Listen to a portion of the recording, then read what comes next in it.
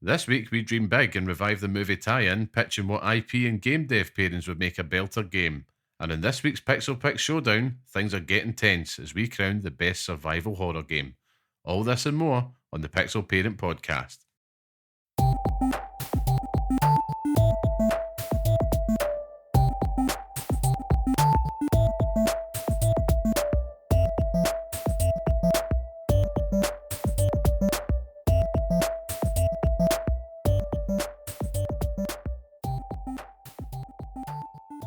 Hello and welcome to the next episode of the Pixel Parents Podcast, the show that discusses all things gaming from the perspective of parents. I am your host, Liam Kirkkelvin, and today I am joined by the bearded one, Scott, the tastemaker curry. How are we, Scott? I'm wonderful. I'm loving watching you just struggle with breath at the moment. It's absolutely hilarious. I am really struggling. It's so good. But I'm great. I'm feeling, revived, refreshed, energized for life at the moment. I'm really keen on discussing some games and movies and everything else you just explained. Lovely. Well, in case you can't tell, I do have a status effect on me this week. So, I've been battling the Rona, and yeah, you could probably hear it. You're thinking, damn, his voices are even lower this week. How is that possible? So I'm going to just take short breaths and get through it today. Feeling better, but yeah, it's just definitely the worst time that I've had it. It's like me last week. I had to pour out an iron brew mid episode, opening the fridge behind me for the homies. It's pour one out, but I was going to take over hosting duties, but I still don't think I'm there yet. No. I'm still nervous. It will happen. I'm a wee bit nervous, but I was preparing myself for hosting this episode solo. Literally, like, I am now the tribal chief of this podcast. That's it. You've got to take over the whole thing because I've passed away. Aye, you're gonna slide into the ring with an OTC t-shirt on. That's it. Superman punch me. I know. I need to get that one. You do. Complete my collection. Aye. It's amazing. I was thinking about this completely off topic here, right? But you have gone from the biggest Roman Reigns hater that I know to like like pure huge Roman Reigns mark. He's unbelievable. It's incredible. His shift in the eyes of the wrestling fandom is a sight to behold. It's because we went through a period where he was talking like pure suffering succotash and all that, and like all of his promos were terrible, and now he's the best thing to ever happen to the WWE. I think his whole character and the fact that you can just look at him, it's just like, aye, man, he's on top. Yeah, 100%. Acknowledge the tribal chief, as they say. I like Solo though. I know I'm this is now becoming a wrestling podcast, but I think that the whole thing with Solo is that he is playing the tribal chief. Like, he wants to be the tribal chief. Of course. And that's why this is so good, because everyone hates him. And it's like, see if we all just went, do you know what? It's good. But it's like everything that he's doing, and like when he get jumped and stuff like that, he's like pure shouting and things. It's like, he's excellent. It's actually so good. And it's like, he shouldn't be the tribal chief, and he'll never be the tribal chief. But my God, I'm invested in this more than anything else. Rich storytelling. Yes. What a time to be alive, as a wrestling fan. But I suppose we should get on to talk about some games. And before we do, let's just get a little bit of housekeeping out the road, shall we? So, of course, if you want to be part of the podcast, come say hello and share your thoughts with us at Pixel_Parents on Twitter, or write to us at pixelparentspodcast@gmail.com. We do appreciate all of your support, and love if you left us a wee 5-star review on whatever platform that you're on. Of course, it helps us out, and thank you to everybody that joins us each and every week. So with that all the that out of the way, it's going to be a long one, folks. With that all out of the way, Liam, what have you been playing this week? What have I been playing this week? Well, do you know what? Despite me being on my deathbed, I have still managed to find time to play and bring a review today. It's not like when you were off school. You took a day off school unwell and you're like, I'm well enough to play my PlayStation. I feel sick, but I'm still all right to play something. Yeah, well, oddly enough, I don't do that now. Like, if I'm not well, I don't like to do things. I think I've spoke about this previously. I don't like to do things on enjoy. Yeah. So I'll go to like comfort viewing. I'll end up watching like The Simpsons or something like that on repeat. But I thought, no, I'm going to get through it because it's been a wee game that's been making quite the buzz online. And even my brother-in-law reached out, everybody, and I thought, I'll pick this up. So it was sitting there in the dock at the weekend. And the game is Thank Goodness You're Here, which I'm sure you've seen ripples about online. Yeah. And to kick things off, I'm going to give this a 9, which is outstanding. Yeah, wow. On our scale, which is, I would say, a lovely wee slice of British humour in gaming form. Believe the hype. This game is fantastic. Yeah. It's short. It's only about 2 hours-ish long. And because of that, I'm kind of almost treating this like a movie review. So I'm not going to go into the details because part of the fun of this game is it's all about the humour and it's all about discovering little things that's going to make you laugh out loud. And there's nothing worse when somebody, tease up or ruins the joke for you.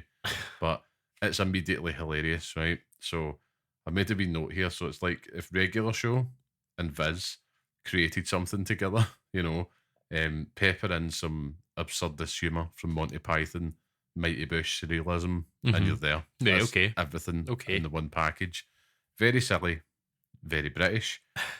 Basically, it's been dubbed a slap former. So all you can do is slap and jump, which is great. You basically play this wee yellow guy who's been tasked with going to visit the mayor of this town called Barnsworth. And it's very much, a northern town in England, coal mining-esque. There's lots of anti-Thatcher stuff about the place, which is great. Burn the witch. And yeah, there's opens with all this old British footage segmented into things to set the scene. Right, okay. All the old coal mining towns, very much like a Brexiteer's dream of what they thought they were getting.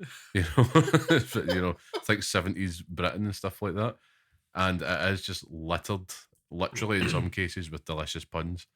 I won't say which one that is, what they are, but at every turn in this game, and it's kind of gameplay wise, if you played Untitled Goose Game, right, you kind of have the same type setup. It's not too dissimilar, but the art style is much better. Like I said, it's much more Regular Show in its nature, and you'll have so much fun. Like for an evening, just going about slapping things, and it always does something. Right. So even if you're slapping something static, it's going to show like a crumpled effect. Or you can go up to people and you can slap them to exhaust a dialogue until they start going, ooh, and that's them done. I'm into that. So you will absolutely love this. Like it's a game, I think you get a discount just now with PlayStation Plus, so it's like 13 quid or something. Right, okay. Can't recommend it enough. The music adds to the vibe so well. Like it's just so silly. It's quintessentially British humour if you're into that type of stuff. So if you like UK Gold, you know what you're getting here, right? Dead easy to play. You can effectively just one button to jump, one button to slap and move about. That's all you have to do. There was, I'm not going to ruin it. It's hilarious. Just constantly at every turn, there's going to be something either written on the screen or by something said by one of the characters, and you're going to be like pissing yourself laughing at it. Like, I don't know. It's just got it down to a fine art. And plus, it also has Matt Berry. That's it, yeah. So it gets a wee bonus tick that's for me as well. That's the extra point then. There's also a cool thing, there's got language options in it. So obviously, it has other supported languages outside of English, but you've got a dialect option. So it does it in like proper local slang, I suppose you would say, like for the Yorkshire area, I suppose. So it's kind of like if you were to say instead of the options button, it's now down as faff. Right, okay. To continue, then it shows on screen as keep going with the local spelling. Pretty cool. It's just all these lovely wee touches. And they've put such attention to detail in it just to make it feel British. It's the developers' Cool Supper that have made it. And, fair play to them. I think anybody outside the UK probably avoid the dialect option. I think, yeah, to be honest, everything I've heard about it has come from reviewers and people talking about it who don't live in the UK, and hearing them trying to say even just the word faff. It's like faff. It's like, what? It's like, aye. So it's something that I've had my eye on, and it's not something that before this week I'd even thought about it, but it is, listening to you talk about it, it's definitely something I think I'd like to experience. You can do it, and say like this Saturday night or something like that, Sunday night. It's perfect. It's a perfect weekender type game. You do it in one night. They've even, the loading icon is the wee black and white stripe that used to get in the TV before the adverts in the top corner. So whenever you change, it was like, that's cool. That's really cool. It is brilliant. Like, there's so much good things. There's good like UK worky patter as well in there. Dead simple. It doesn't outstay its welcome, which is what I loved about it. I think if this game was another hour longer, it would start to, this is getting boring now. But the good thing is it's done. I'm going to go back and I've got like 4 trophies left to get the platinum on it. But it's great. You'll pick them all up. You can do it in one playthrough easily. Just a couple of things that I'd missed. But yeah, it's just a fantastic game. Definitely check it out. Yeah. Definitely check it out. Excuse me whilst I take a drink here. to be not like on the nines, outstanding for a 2-hour game, it must be good. Do you know what I mean? Like, it is that good. Believe the hype. Yeah. Believe the hype. And it does everything we ask for. It's not, it doesn't overstay its welcome for us as parents and stuff. It doesn't, make us play games for hours and hours and hours and hours and hours on end with nothing happening. Like Senua Saga. But it's it's I did experience one issue with it, and it wasn't major, but when the trophies pop up and you press the PlayStation icon to see what it is, I did it at the same time as what an animation, because it's all seamless. Yeah, but it throws the game. That happened twice, so maybe avoid that. Yeah, if you are playing through it, but yeah, it's perfect price, perfect length. There you go. 9 out of 10. I would love to give it a 10, but I just feel there was just maybe its simplicity kind of bogged it down a little bit. Yeah. But this is, I want to see more of it. I think they should make a whole series on this. So I was going to say, they could make it episodic and just make daft wee episodes of it. Absolutely. Even though me having never played it, I'm now creative director of this game. But like, do you know what I mean? Like, it sounds interesting. So you will absolutely love this game. Like, it is just so silly. Like, so silly. A fine option for a sensible man such as yourself. But yeah, exactly. But so that was the main thing that I played this week. But I also have a couple of other things to update on. Whilst I'm trying not to die, because I'm really struggling just now. Here, listeners, it's the things we do to bring you a podcast, like recover from COVID and not die. Like, it's really killing me today. But yeah, I first of all have got I have to do it, Scott. I have to do it. But it is time, of course, for the Marvel Snap update. William's sad Marvel Snap update. I'm going to have to make a jingle for this, because it's honestly, it's every week now, having to listen to your trials and tribulations with Marvel Snap. They have launched alliances within the game. Right, explain what that is. So it's basically like a clan. So it's a group of people. It's limited to 30 players. And together you can basically earn points, do little challenges, and the more you earn, the more rewards you get. The rewards aren't great, to be honest with you. You need to look into that. However, I thought I could set one up myself and just have a Billy No Mates alliance, just like me, maybe you, if you're just like going to please join it, mate, so I don't look behind myself. But I thought I'll push myself out there. So in the Marvel Snap community online, it was on a Facebook group, it was, and there's a group called the Revengers that were taking submissions for people to join. So I thought, bugger it, I'm going to just put myself forward and get out of my comfort zone. As you can imagine, it was excruciating. And you have to put in an application form, what's your collection level, all the rest of it. Write a covering letter. I got added to a group, Scott. I got added to a group, so I'm now in there. I'm group 13, the Lucky Avengers. If anyone's listening, shout out to you guys. And yeah, we've been nailing those challenges. It's given me a total new way to play the game, because some of the challenges are dead simple, like discard 15 cards or use these 2 cards in the deck to win 3 times. So it's totally shaking up the meta at a point where it needed it. And yeah, now that the first week's over, the new season started, it's great. It's rekindled the flames so funny, for this game. But just thinking about like pure meetups. Let's all just meet up and discuss. Are they all from the UK?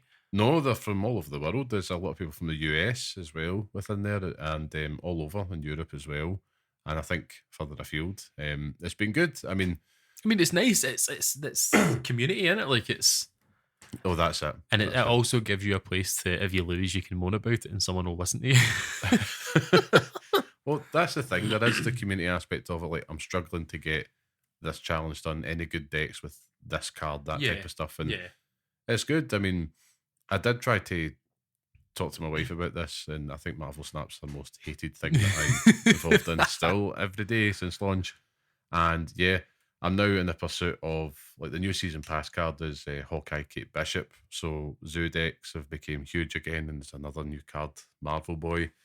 And I'm trying to get him, but I need about 900 more tokens, Scott. And yeah, it's the addiction that just keeps on giving. Oh my God. But the purpose of the story, I suppose, is pushing yourself out there can lead to some cool things. That is a good in the thing. gaming space. So yeah, no, it is a good thing. Yeah, I'm pretty happy with it. And then, of course, this tails off nicely into the next story I've got for what I've been playing this week. Ooh. So, again, bringing it full circle back to the point of this podcast. So, my son was really desperate to play a game where he could play as Hulk and or Captain America. Mm-hmm. I was like, sorry, man, like, don't really have one. I've got Spider-Man, but that's a wee bit too exotic for your abilities just now.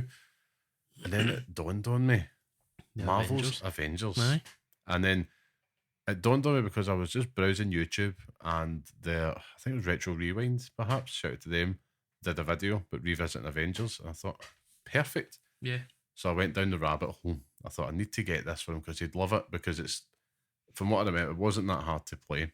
And basically I then tried to get the PlayStation Store because I had the digital version. First I couldn't find it, fuming, going on Reddit and stuff. You had to basically go in your library and search it because it got delisted in September of last year. So I managed to find it, download it, sham on, I'm in. And it has just been quite eerie revisiting a dead game. Mm-hmm. So obviously this was set up to be a live service thing. When they delisted it, they put all the premium stuff up so you could get it. So all those outfits, for example, which would have been, I mean, there's a ludicrous amount for heroes. Everyone bar Jane Foster, Mighty Thor. So thanks. So they've added the last one they added was like Winter Soldier. They've got Spider-Man, Hawkeye, you name it, 2 Hawkeyes. And I'm like, this is perfect, like a Marvel simulator. But it just, do you know what it felt like? It felt like going into a fairground that was closed. It had a really weird, like, melancholy about the whole thing, because you're like, this just isn't what it was supposed to be, despite the fact that I'm pure jazzed going in, and I'm sitting there with my son. It's like, right, let's get the look right. So we sat, we went through all the costumes, and he got to pick cool ones. He did make a couple of suggestions. I'm like, I don't know about that neon one, mate. No. No, let's just pick this MCU one for Cap. Let's do that. Just something that he recognised. And we managed to get into it, and mission accomplished. Like, he got to sit and play as Hulk, as Captain America, and he was having a blast because it's just jump, hit things. Don't get me wrong, I had to help him with moving the camera. He even got as far as actually attempting a mission, which was cool. But yeah, it's anybody out there that is in a similar predicament, if their kids are wanting to play a Marvel game and you purchased that, or if you've got a disc version somewhere, thoroughly recommend it. But it's got me thinking about revisiting games that have sadly died. Old dead games. Yeah, it was weird. There's just such a weird vibe to the whole thing. Like I says, it was just that it felt like you shouldn't be there. Yeah, that's what it felt like. Even like with all the menus and stuff, they've basically just nerfed it so that you can't go and matchmake. It's like a wall part of it. Yeah, it's good. It's cool that you can do it though. Yeah, I mean, you can. The thing is, the story mode and all that was good. Like, you can still go through, play all the campaigns. They added ones for, like, there was a Wakanda one. There was one about Kate Bishop, Hulk. I think they added one all the way up to Winter Soldier. But yeah, it's the same thing with Metal Gear Online. Yes, with Metal Gear Solid 4, because that got closed down, and then you've got modders who have brought it back up. So it was like Save MGO or something like that it's called. And you can go in there, you download it and patch your PlayStation back, and you can go back and play it. Excellent. So it's kind of like it's taking something like that. So if people really loved Marvel Avengers, then I mean, get on to it. Let people, give the people what they want. Yeah, me and the other 6 people that enjoyed it. There'll be a community somewhere. That's it. I'm sure we can fill a shed somewhere. But yeah, that was all for me this week, Scott. So what have you been playing? What have you been digging into? So I'm happy to say, as predicted on last week's podcast, I have finally finished Persona 3. Yes, he's done it, people. It's finally done. 70 hours of my life taken from that game. Wow. 7-0. That's a good innings. I reckon I could have finished it a solid 10 hours earlier, just if I hadn't farmed stuff and made more personas. But that ended, and yeah, I'm an emotional wreck. Oh yeah. I wasn't ready for it. It ends pretty much like every other Persona game ends. Like all the people are happy and nice, and then it gets sad, and it's like, oh, well. Let's move on to the next thing then. But no, fantastic game. I think the DLC is coming up. I guess it's an DLC. She's like a mad robot lady who feels emotions and cries. Don't ask me how. It's just what happens. But I think there's a DLC for her. I think it's her sister or something like that's in it. So if you're interested in that, then check it out. But is that to be released? Yeah. Yeah, I think it's coming out this month. I think. Right. Okay. Cool. I think they're doing it. So will you go back? I don't think so. No, because the game that I'm playing now. So after that, I struggled because I didn't actually want to jump into the game that I'm playing now straight away because it's like an undertaking. I was like, oh my god, I can't jump from one Atlas game to another one. So I decided I was looking on Game Pass, and I think around that time, they put Dungeons of Hinterberg on there, and I played that for the grand total of about half an hour, and I'm like, I did not click. I hate everything. I hate everything about it. What kind of game is it? It's like a Souls-like. Really? Okay, but you'll like it. It's got like a, so I say you'll like it. It's like it's nicey, and like there's like this really. So what happens is I'm detecting lore. It's lore, yeah. It's like basically what happens is you play as this girl. This is as much as I can remember, right? So you play as this girl who she goes on holiday to this place called Hinterberg, which is like a town, and I want to say it's in like Austria or something like that. Europe, just to be safe. It's in Europe, but it's like it's basically, I think the developers are from this area, right? And they've made this game about it. But the Hinterberg has all these dungeons in it, so basically you go there to fight monsters. So it's like a tourist destination. That's pretty cool. But then it all goes to shit, basically. And I played one mission with it, and I just like I'm not on board with this.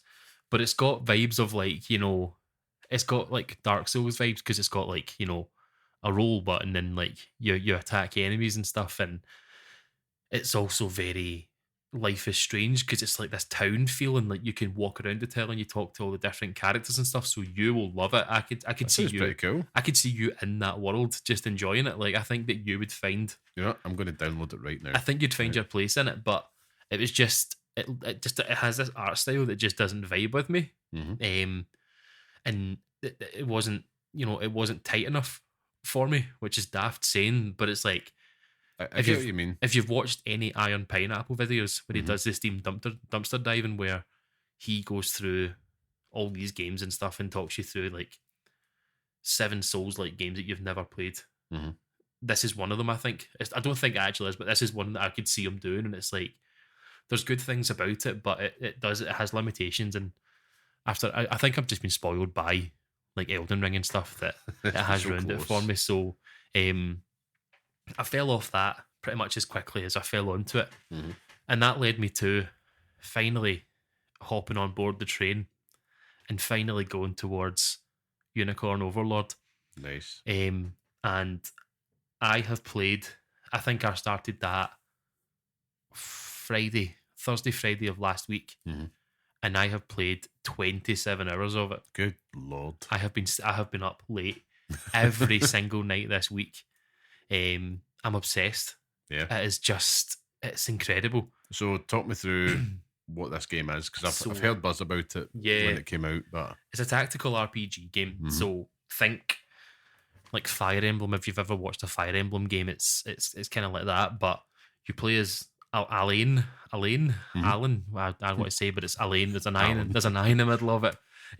Alan, and basically you not to ruin the story, but like you have to kind of find this army. You have to create an army, and the way that you do that is you go and liberate different areas and stuff like that. So it's like on this map, there's 5 separate areas, and you have to work your way through them.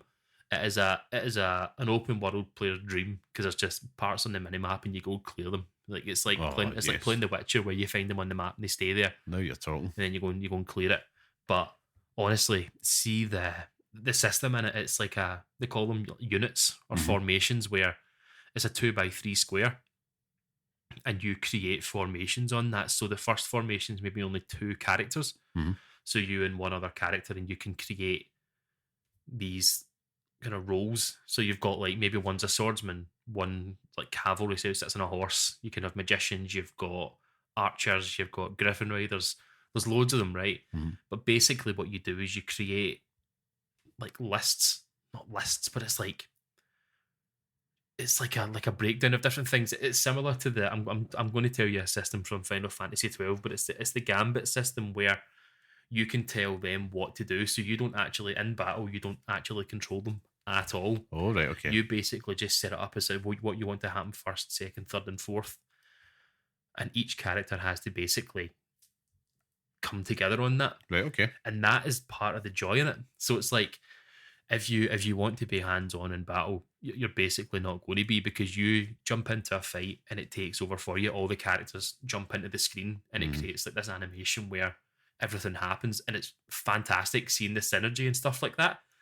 Oh, it's just honestly, like the 30 hours, it's maybe 10 of that is just me fannying about the menus, just trying to find which works best. Yeah, and maybe spending 2 hours on YouTube looking for different tutorials on how to do it well. But that's good. That's when you know the game's got you. Oh my god, it's incredible. Like, but basically, what happens is, so most of the missions you'll find in it, you come up to this area, then a wee cutscene plays out, and then it opens up this it's like wee flags that pop up on screen. You walk into them and start the mission, and then it opens up this wider battlefield where you have to get from, you have to like liberate this certain area, but you have to get from point A to point B and work your way through that. Now on the way there may be other different points, and you have to go and clear certain areas, you have to go and find different things, but basically you have to get to this other part. But it's fantastic. Like it shouldn't hit as well as it's hitting, but it is honestly, like I'm thinking about it now, thinking about the teams that I've got. I'm just like, what could I do better? I bumped into this Colosseum area where you've got to go and fight all these different characters, and basically the end goal of that is you kill the number 1 ranked player, and you can then get that character to join your team. So it's like, I need this character, like I need it to happen now. But it's just, it's like a gateway drug to other games like that. Like I could see me now going and playing Fire Emblem. Like I'm now like on the Switch, like that. The trolley. How do you hide like fire thingy? But I'm like, it's definitely something that it's the right game at the right time, because I'm needing something to play like this. And I'm just, it's fantastic. Like the music, the artwork. I was showing my wife some of the characters in it, and you know what these games are like, pure anime diddies everywhere. And I was showing her them, like, you change to this character and it's just wobble. They just wobble for no reason. Like it's like watching any female TikTok video where they jump into screen to begin with. It's like that every single time, but it's just incredible. Like I love the characters, and it's one of those things where you can create anything you want in it. Like if you want to create an entire team of characters who ride horses, you can do that.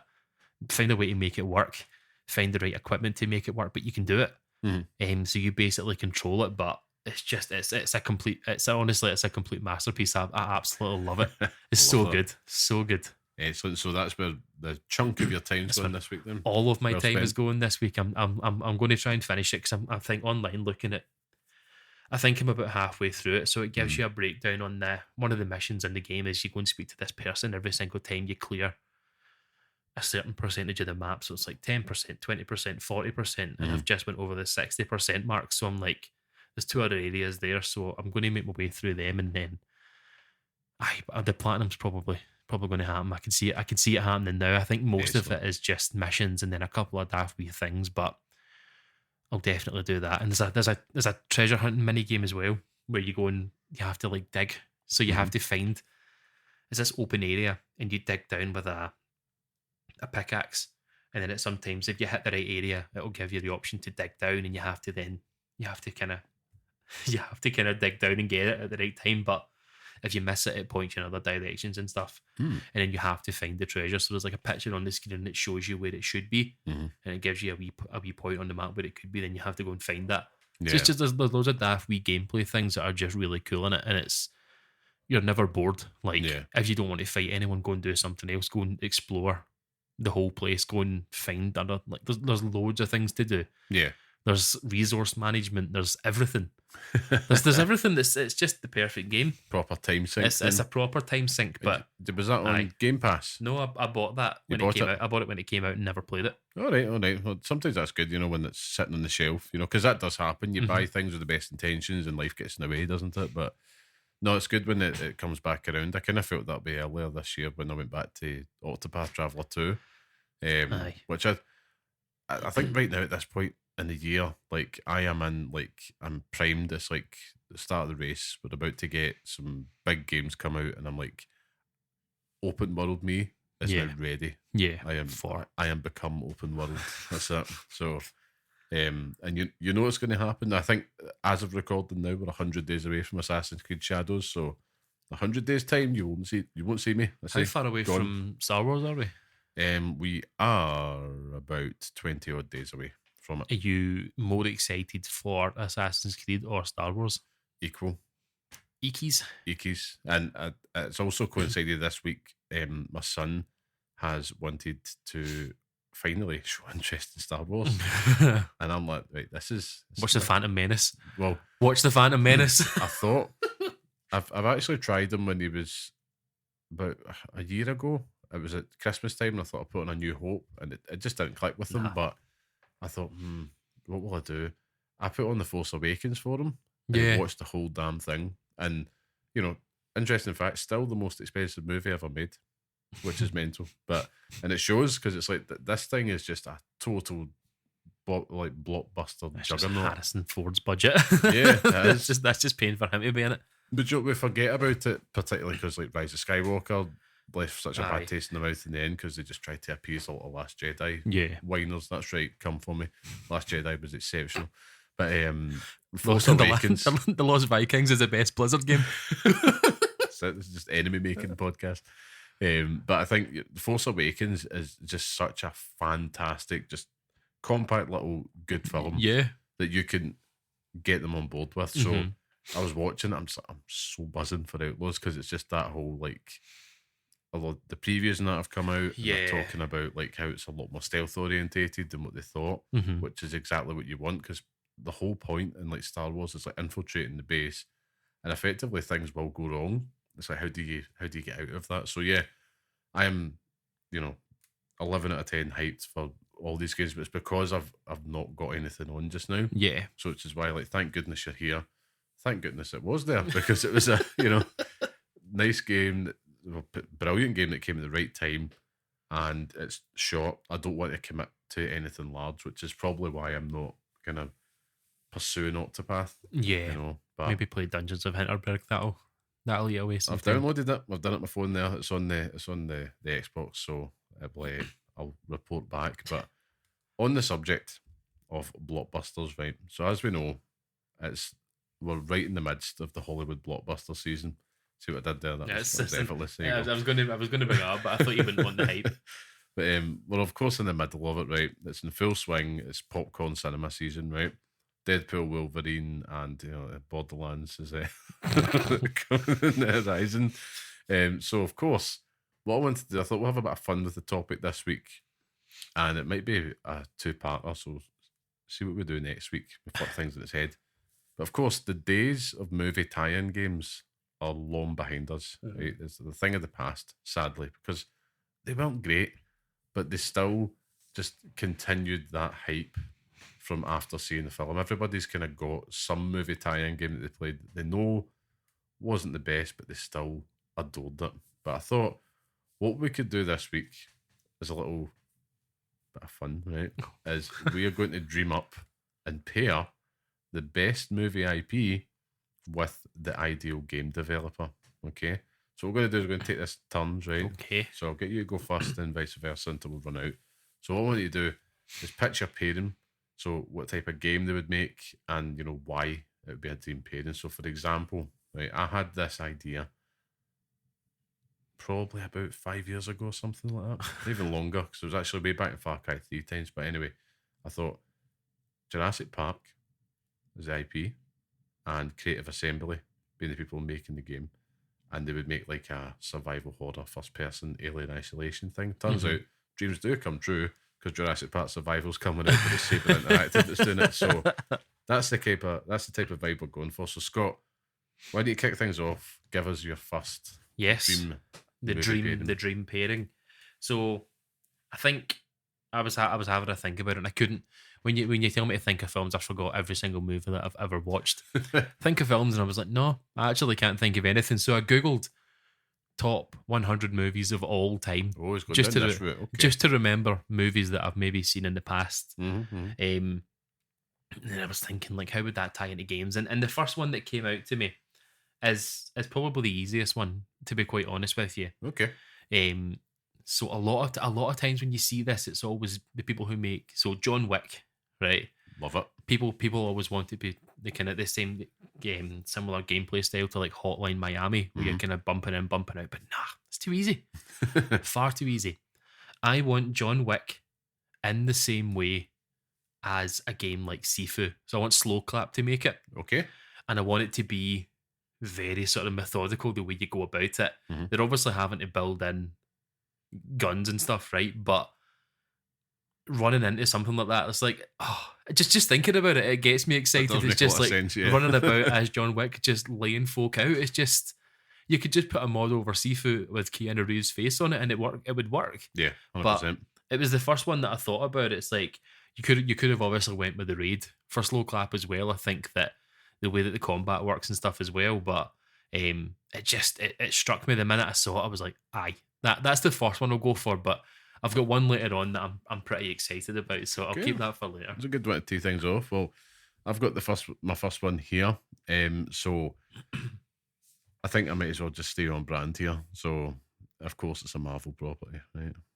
But I thought Doctor Strange, right? There's someone that you could take as an IP, right? So Doctor Strange game made by Remedy.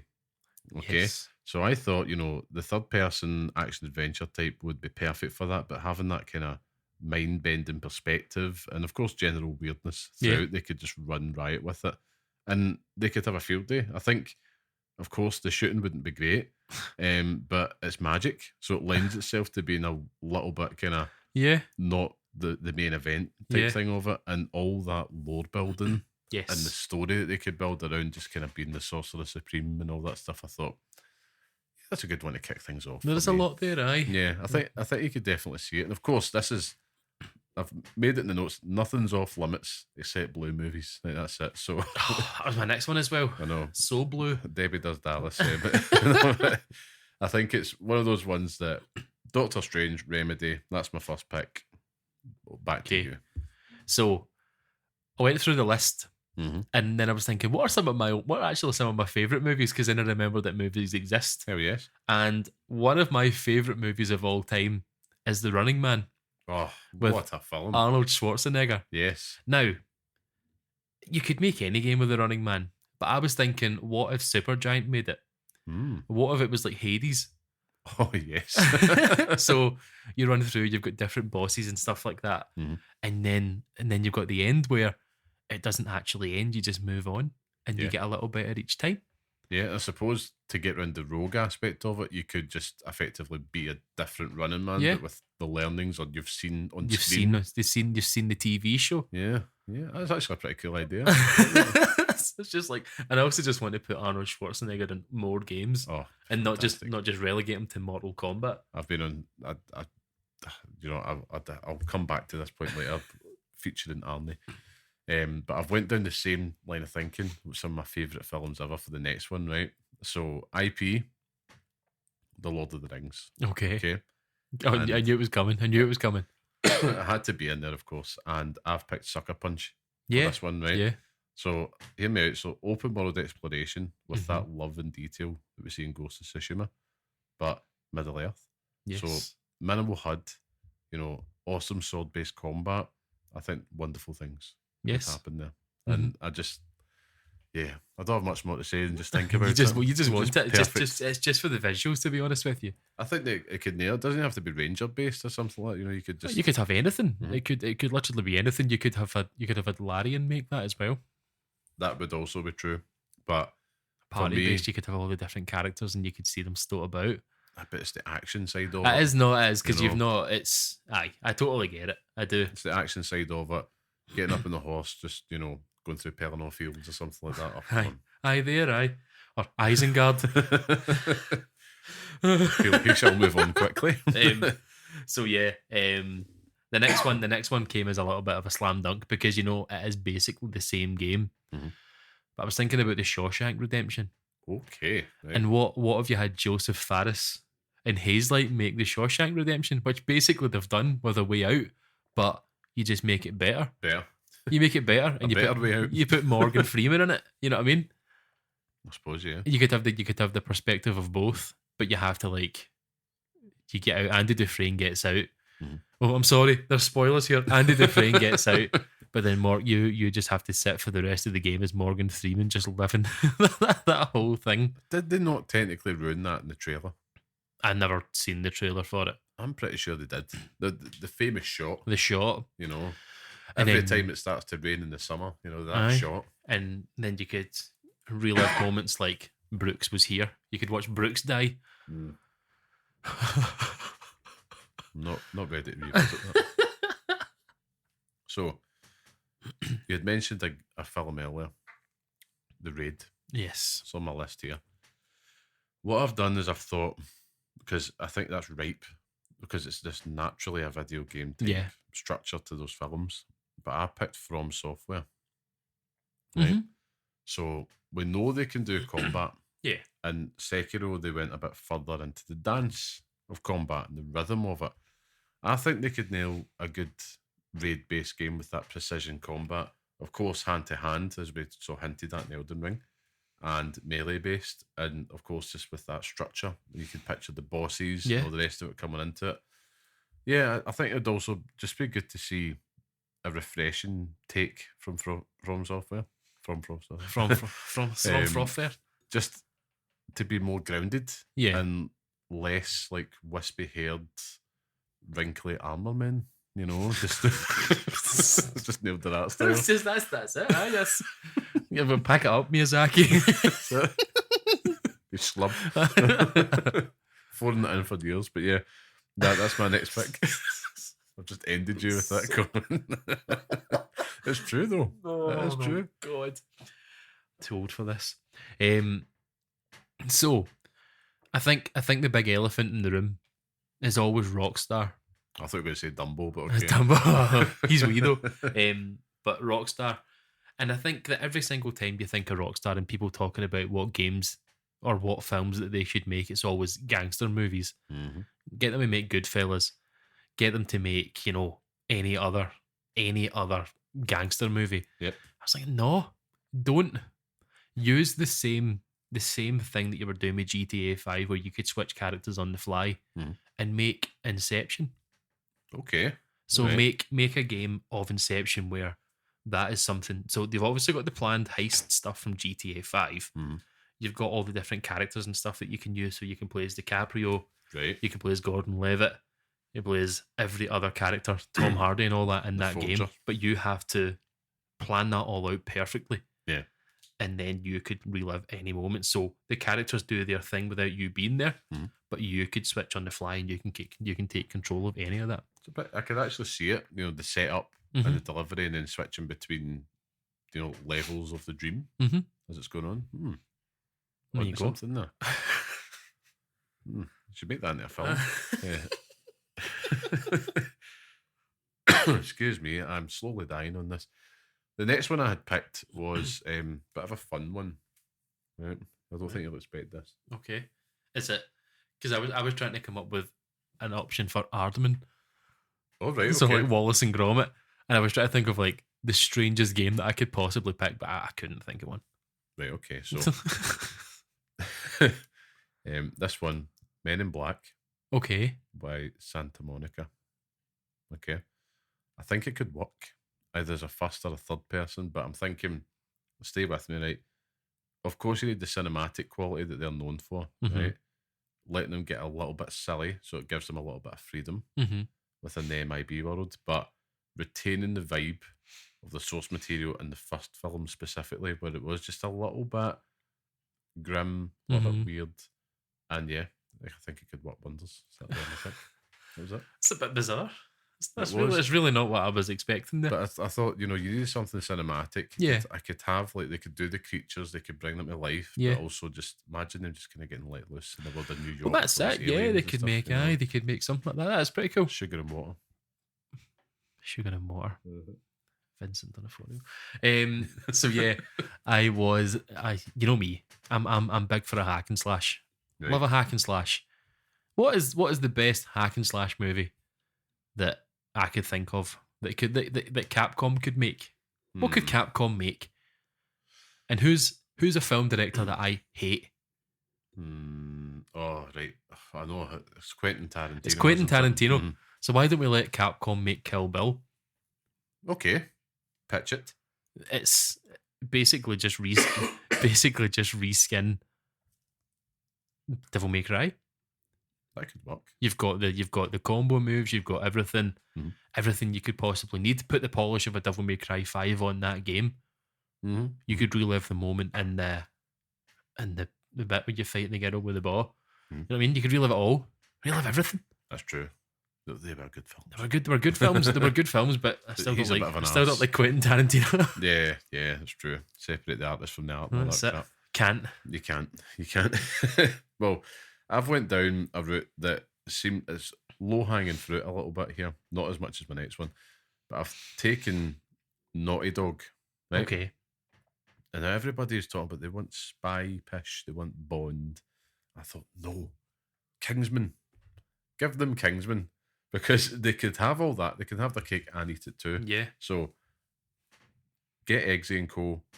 all involved. The possibilities are endless. They could tell a rich story. They could travel the world, globetrotting. It has all the kind of over the shoulder shooting segments. I think there's that part in Uncharted 4, like the big shootout, like at the auction and stuff like that, where there's obviously Drake's in the suit and all that. And you're thinking, this could easily work as a spy thing. Yeah, definitely. Within the world of Kingsman, they could just elevate it slightly so it's not as dry as Bond. Yeah. And I think it would be good. I get a lot of my choice. I'm trying to think of what would give the developers a chance to step just outside their comfort zone. Yeah, no, definitely. Write a little bit of humour as well, instead of being, everything's sad and you must cry. So, yeah. How dare you? I want everything to be sad and I want to cry more than anything else. It's because you're a big emo. I'm a big emo. All around me are familiar faces. I'm not thinking like that. Okay. I'm thinking too logically. I have not gone out the box comfort zone for any of my choices, which leads me to my favourite, to be honest with you. This is a film that I don't watch enough. Right. It is Lord of the Rings. It's a film that basically we've spoken about already, right? But not really. And the film that I'm talking about is Dread. Oh, yes. Now we're talking. So now we're talking. So that could be anything. You could make third person, you can make first person. But why? Why would you do that? Make a turn-based tactical shooter like XCOM. Oh, right, okay, right. And you can work around that whole thing with the tower in Dread. Ah, it's a good one. It's a good one. Well, I've got my second last one here. That's right? my last one, so I'll let you can take over. Well, this second last one is probably my most logical, lowest of hanging fruits. but I've got Guerrilla Games here, Okay. and I'm going to give them Planet of the Apes because I think they could make a good Planet of the Apes film. Think about it. Big epic open world set in the future. Check. Source material that looks at the sins of the past. Check. Match made in heaven. Isn't it? And it would look fantastic. And the technology using their engine would be amazing just for talking monkeys. But I think, you could effectively just take all the robots and Aloy out of Horizon, put a bunch of apes in there. Job done. That's you. You've got it. Ship it. You're good to go. Ship it. You've got it. But my last one, I've kept the best to last because I've been on a bit of a high of this actor of late because I've been no well. And I just thought I'll watch films that I enjoy. So I'm going first of all with The Terminator because, of course, Arnold Schwarzenegger. We've mentioned them before. Good. So we have to get him involved. So I've thought I might come back to my first idea of Jurassic Park, but it's like, look, The Terminator, the first one particularly, right? Not Terminator 2, which is the best, but it's an action, balls to the wall film. But The Terminator ultimately is a slasher film, right? That's what it is. It's made it so good. And you've been stalked by this indestructible force of machinery that's coming after you. So I thought, who would I get to do that? And how could you do it a little bit differently? So I'm going to give this to none other than Kojima Productions. And I'm thinking, go down the route like PT. Yes. Make it first person, constantly evading this Terminator. And again, just going back to the slasher roots of it all. And as well with the sci-fi lore, and no doubt if this did actually happen, I'm sure it would end up more like Terminator Salvation or something, when it just gets a bit too deep in the time traveling and the lore. Because the man can't help Christian Bale himself. shouts at everyone. Exactly. So I think in the original ending of that film, they were going to replace the faces. Never mind, it doesn't matter. It's the timeline on that is so convoluted, it's unbelievable, and they've just ruined it. But anyhow, that is my last pick because I thought, hey ho, why not? It could work. But yeah, that was good fun. It's interesting. That is. It's, as I say, in the preparation for this, I was making, games that should be movies and pairing them off. And that was something that I was like, maybe I should text you and actually find out what we're talking about, because I genuinely forgot, and then I looked at the notes and realised. Who knows, Scott? Who knows? Maybe sometime in the future that's what we'll discuss. Maybe. Speaking of convoluted timelines. yeah. But like I said, it is the season for it. I mean, I always remember, when was it? I mean, you're going back to the early 90s where it felt like every film had you would have a tie-in game. You'd have games, then you'd have like parts of games that were really low resolution parts of the film. Like some of the Lord of the Rings games in PS2, you'd have footage from the movie on them. They were, talking about starting at the top here. They were incredible. The Two Towers, Return of the King, some of the best hack and slash games ever made. Yeah. Like, fantastic. And they came out before the film did actually arrive. So I remember, not so much with the Two Towers because it followed a lot from the Fellowship. Yeah. But when Return of the King came out, fever pitch, and it was like, my God, you get to see some of the film early. I mean, snippets of it. I had like tiny, low poly parts of it, but you could still see it. But you remember that it's like they would transition from the cutscene into the gameplay, and that was kind of like the selling point. It's amazing. They used to do it all the time, but it's a lost art form now. It is, and I know it's all just licensing and the market's changed and stuff. But even there's been successes like the ones we mentioned. Even Spider-Man 2. Yeah.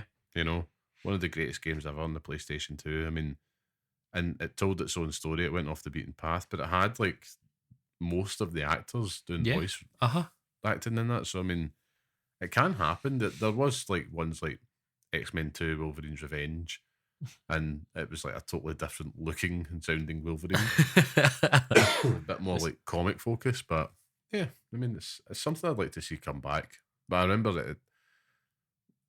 I think characters. People just want to do their own thing now, though, don't they? Like it's not as simple as just like if you're making a Wolverine game now, you're not going to make it about Hugh Jackman. But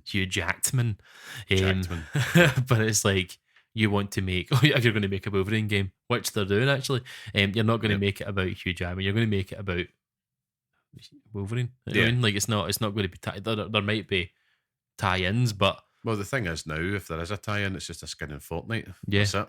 Aye. And that's all it has to be, I suppose. Like, you get that power fantasy and off you go. But yeah, maybe there's been a bit of a nostalgia vibe on this podcast the past few weeks, but I suppose that's the audience we're talking to, isn't it? Any other parents out there will feel the same way, but it's the good old days when it was part of the experience. Games were games. Games were games, you know.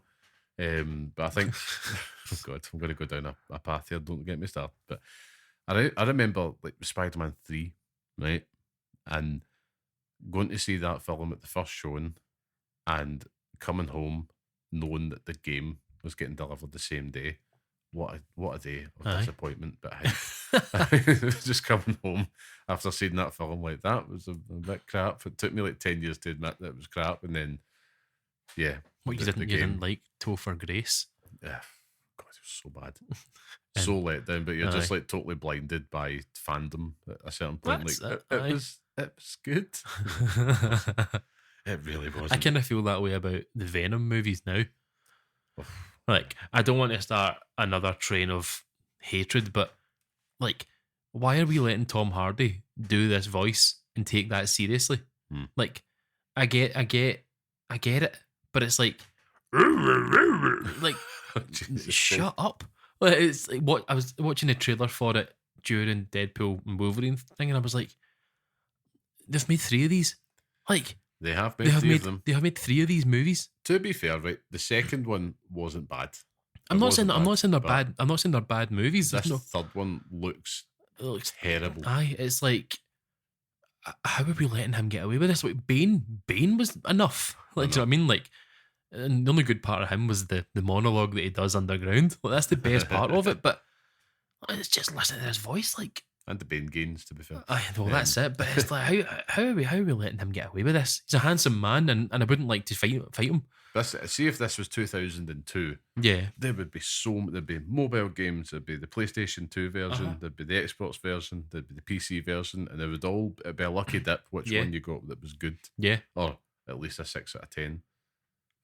But now, sure as anything, there will be a Fortnite skin, as I've mentioned. But that's the way to do it, though. Like, game development's now too hard. It's too difficult. Too difficult, too expensive, and takes too long. Yeah, you could fart those games out. If you've watched any Matt McMuscle What Happened videos, you could fart those games out once a year, and just like force some poor team to work on it till they die, and then just put it out and not care. It's like that was the name of the game back there. Now Jason Schreier would be writing a story about you for Crunch, and that'd be you. Yeah, which isn't like a bad thing. I'm not saying that as like a bad thing, but it's like it's predictable. That would be what comes out about it. So that is true. It's a good thing. It is, yeah. But I suppose we don't have to suffer the horrors of those bad games anymore. But I suppose on that note, we should move on. And of course, that means it's time for the Pixel Picks Showdown, where each week we each pick a game from our chosen theme and decide which one deserves to live on in the hallowed Pixel Picks list, which is our definitive list of the best games we recommend to pass on to the next generation of gamers. Now, last week's theme, it was puzzle platformer, and it was It Takes Two becoming the latest addition to the list, I believe. At least the subject wasn't best Blizzard game. Okay. Because the Lost Vikings would have won. Well, of course, that means it was myself that had won.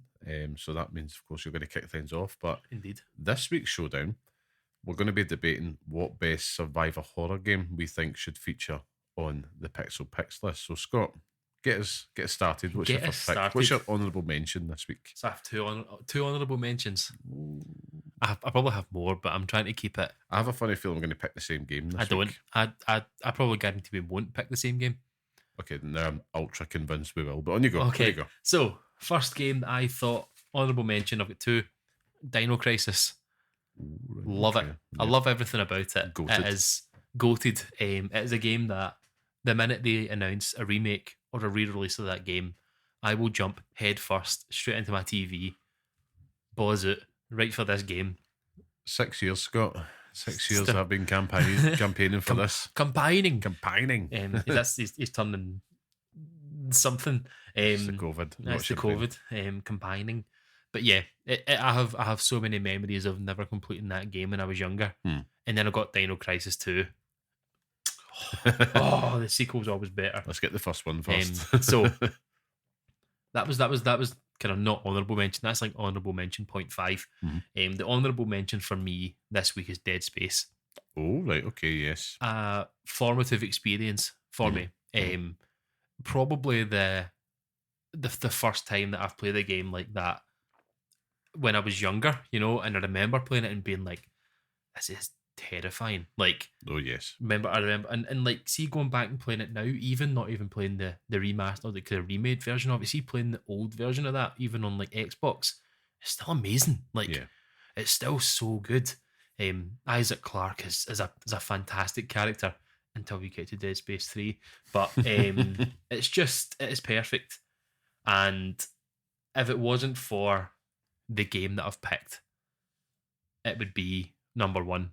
I think there'll be a space on the list for it somewhere. I'll find somewhere to put it on the list, because Dead Space is a game that I think that every single person in the world should play for environmental design, for, guns, for everything about it. It's just, it's glorious, but it's not the pick.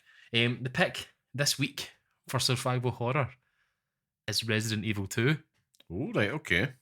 I was going to go with the original, but... Which one? I was going to go with the original, but it's a remake. Okay. The remake is a substantially better game, going down the routes of, the old Resident Evil over-the-shoulder gameplay. Yeah. But I was a kind of lapsed Resident Evil fan before that game came out. The last one I'd played before that was Resident Evil 5. I'd played 6 briefly, I think, like every other person in the world. But then I played 7, and it's not your standard Resident Evil game. It's first person. It kind of takes you down a different route. Ethan is a weird character who can attach limbs back on. Apparently, his hands are. There's a story reason for that. I know. Spoilers, but you don't know that yet. You don't know that at this point. And he's just for a man that doesn't know that, he's very reckless with his hands. But going back to remake, it was when that game was announced, I was thinking, I'm not really this bothered by it. I'm not that excited for it. It didn't watch any of the trailers, didn't kind of catch on any of the hype. And then it released, and I'm like, I need this in my life. And the minute you boot that up and see the RE engine in action, it's a roller coaster ride. Getting back to the police station and stuff as well. It's an absolute masterpiece. It's just, everything that you know about survival horror, where you're searching through the rooms, finding ammo where you can. Play it on easy mode, you'll blast your way through it. Move up the difficulty, you're starting to see, it get you. But it's a fantastic game anyway in the original. But to remake it in a way that's faithful to the original but better is just incredible. Plus, it has Mr. X. True, terrifying. Like, you're constantly hearing those footsteps following you around that police station. It's just like, my God, it is excellent. Yeah. And the variety in terms of what you're doing. I mean, you're not playing that game once and forgetting about it. You've got the different scenarios between Leon. You've got the other scenarios with Claire, and then you've also got other daffy things there as well. I think Hunk has one as well. So, it's just a masterpiece. But as a survival horror, you don't get survival horror games without Resident Evil anyway. Yeah. But Resident Evil 2 really capitalized on it. But I just think that they remade it in a way that is faithful to that original version, but just so much better. Yeah, they did an outstanding job with the Resident 2 remake. So that's my pick. That's your pick, the Resident Evil 2 remake, which was that 2019. Wow, God. It just feels like it just came out yesterday as well. So my honourable mention this week, okay, is one of the greatest games of all time, the best in its series. And for me, it is The Last of Us Part 2. Okay. The best in its series. I'm hitting it with the big ones this week. He's doing it. But the horror all around you in this world, and from just getting from A to B, or just the situation you find yourself in, I think thematically it does such a captivating job of doing that, and it doesn't have to do it based on monsters and has the odd cheap scare, but it's people that you're terrified of more so than anything else, and yourself. And of course, it has arse-clenchingly good combat, which is groin grabbing. I was going to say it. God damn it. But even it goes down to those last bullets, and it has some of the best combat you'll ever see in a game. Yeah. They added so much more verticality to it. I don't know what's happening to me today. And the fact that they expanded everything that made the original so good, but they went one better. Yeah. And the fact that they actually make you question the horror of your own actions in this game is a stroke of genius, and something that I don't think gets enough praise, because it kind of gets buried under the mountain of online, Doge designer piss babies that's out there. So that's the only way to put it. And I think it stands on its own 2 feet as one of the best of all time as a game. As a game, aye. As a survival horror. I couldn't pick it though, because it just isn't what comes to mind. Yeah. As a survival horror game. Aye. So my pick this week is the game that has, without it, we would not have my honourable mention or your pick at all. It's The Grandfather, and it has left such a lasting impact on the whole gaming sphere in terms of development and how you approach a survival horror. And I was so happy that you didn't pick it. You mentioned it. And it's Resident Evil 4. Yeah. Because this literally changed the game for survival horrors. And if it didn't work, we wouldn't have The Last of Us. Yeah. You wouldn't get that remake. You wouldn't get any of it. But this ended up influencing most of action adventure games up to this day. Christ, it even influenced Batman. Yeah. It was unbelievable. But from the first time you're there, obviously Leon's back. You're going back to rural Spain. I always remember that opening. Yeah. And even just it seems dated now. And I'm sure, I've not played the remake of it yet, but I'm sure they've updated it. It's gorgeous, man. It's gorgeous. And from a gameplay perspective, I have to go back to the original. And yes, I'm leaning into nostalgia. But even just the first time I remember playing it and trying to nail those headshots for the first time, every single one had to count. Yeah. And it was terrifying, because if you missed it, and I did. I did miss it. It took some time to get a hang of, but it was so satisfying. But it was the constant tension and the push-pull, just trying to deal with this horde of enemies coming towards you. And, oh, man, so many good memories playing that game.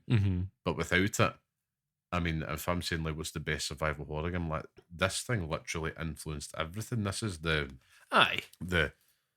it's not even just a prototype. It literally wrote the book, and it set the standard still to this day of what you need in a survival horror game. Even you mentioned Dead Space as well.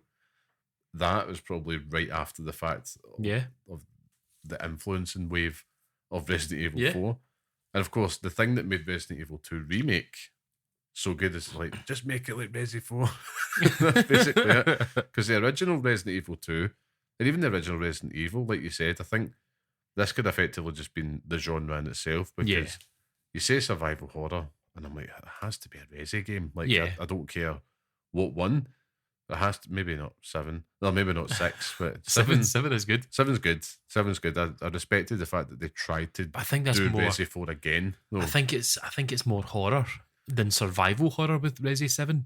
It seems a bit daft saying that. It's more, there's obviously survival elements to it, but it's not as kind of prevalent. It doesn't feel like it's more of a set piece part of it. It's the bit in the house, and it kind of loses itself halfway through when you leave the house and stuff. It's it's pure shite. But I get what you're saying, and I would agree with you, but I also think that it's fine it being the grandfather of all survival horrors. That's fine, but sometimes games just do it better.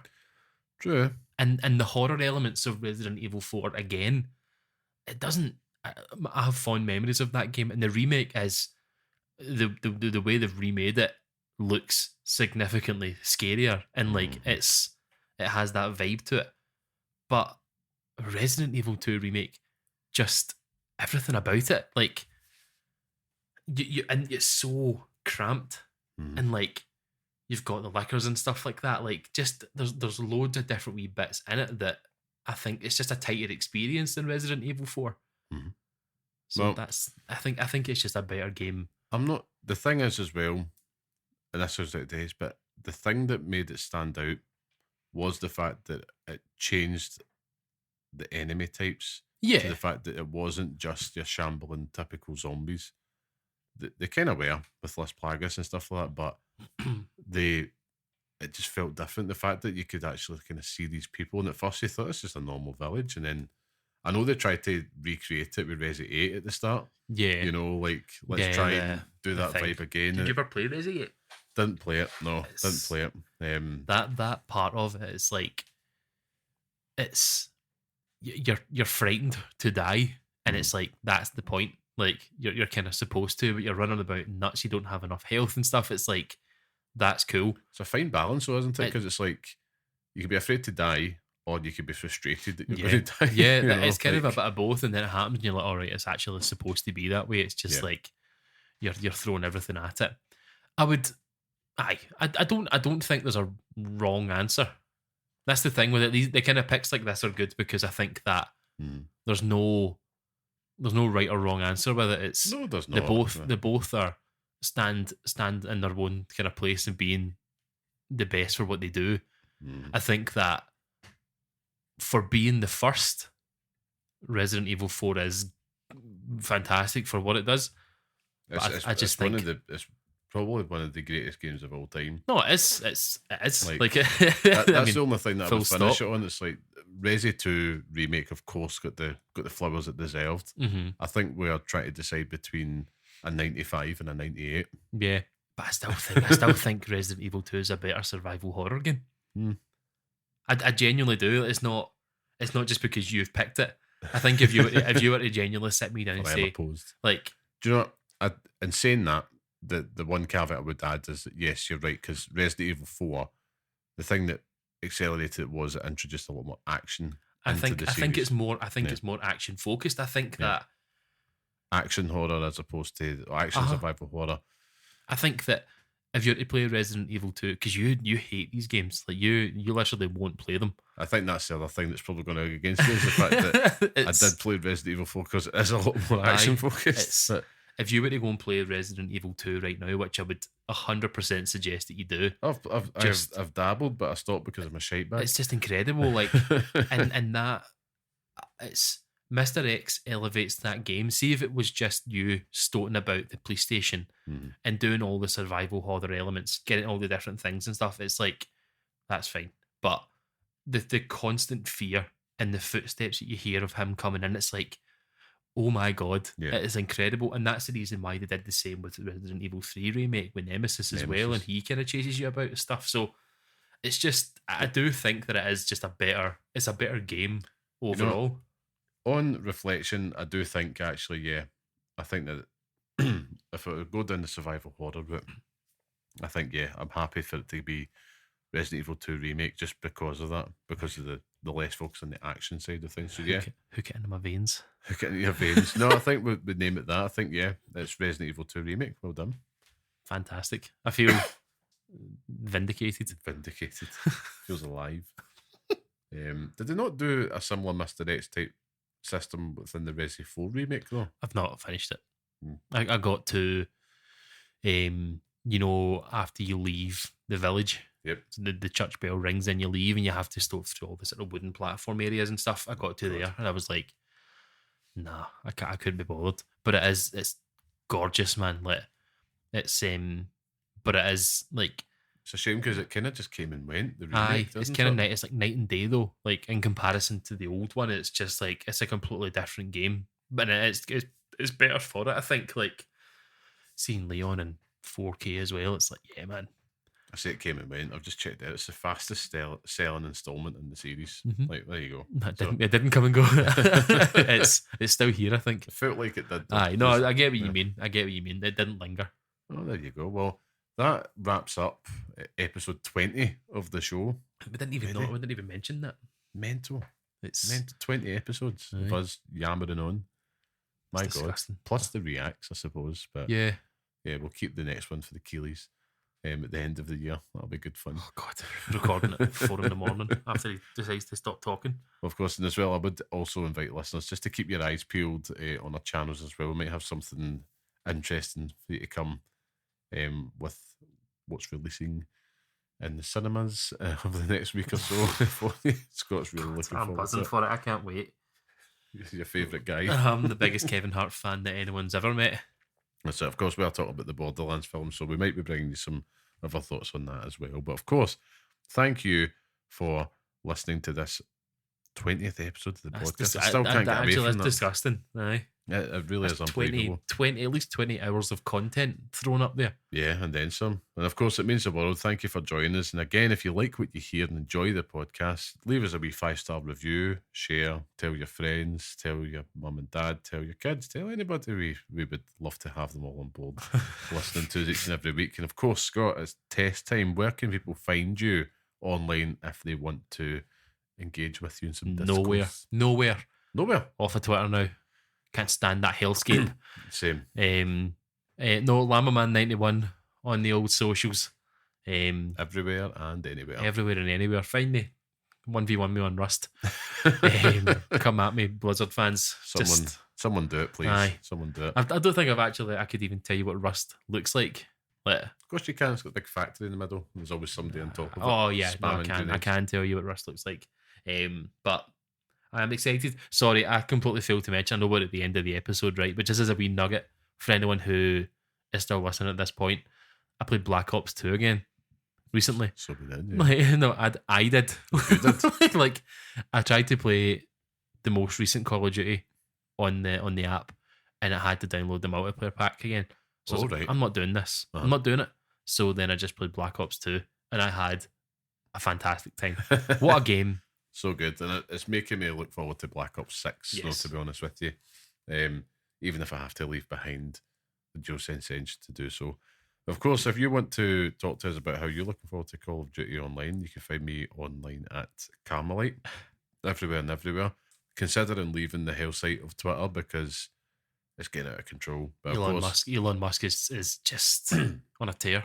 He's playing a dangerous game, and without getting into it, just stay safe out there. That's really the main thing that you can say to people. And of course, thank you to our producer and music man, the talented and handsome Mr. Sean Murray. Thank you for all. Every single time you say it in my head, I'm just like, yeah, it's just a complete dream of a man. Ravishing. Oh, he's so ravishing. I know, if we get a video podcast set up, we can get him on. So just him. He can just talk. Aye. That's it. I would happily do that. Just have Sean present, get me off the camera. That'd be a dream come true. Of course, you can listen to the next episode on all major podcast platforms. Follow us on Twitter at Pixel_Parents. And of course, write to us at pixelparentspodcast@gmail.com. But until next time, stay safe, stay sane, and thanks for listening. Got nothing to say.